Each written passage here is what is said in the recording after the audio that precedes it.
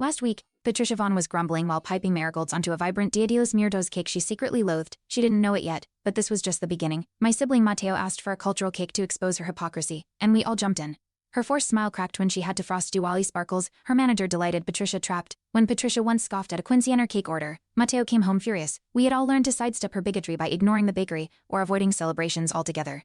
But watching Mateo's frustration boil over, I realized something had to change. We're not ashamed of our culture, we're proud. That night, I remembered my grandma's papel picado strung across the living room. It lit a spark in me. Her icing would carry our colors next.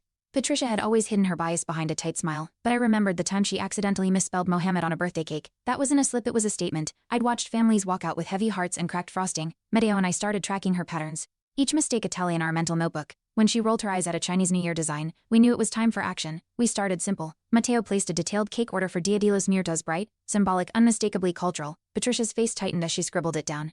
I watched from a corner booth, pretending to sip coffee. When the finished cake came out stunning, we praised it publicly online. Suddenly, others chimed in with their own requests. Vietnamese Tet, Diwali, Jana 10th. Each new order chipped away at her comfort zone.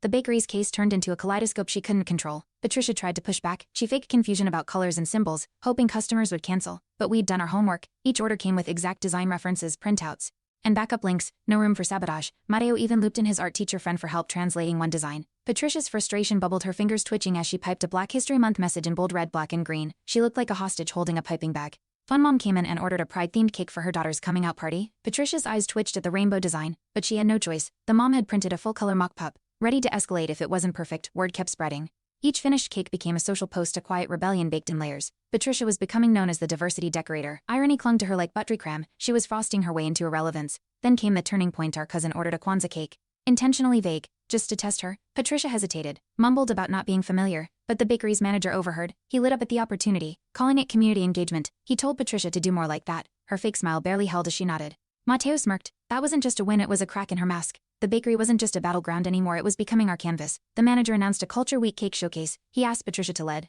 I nearly dropped my coffee, her lead.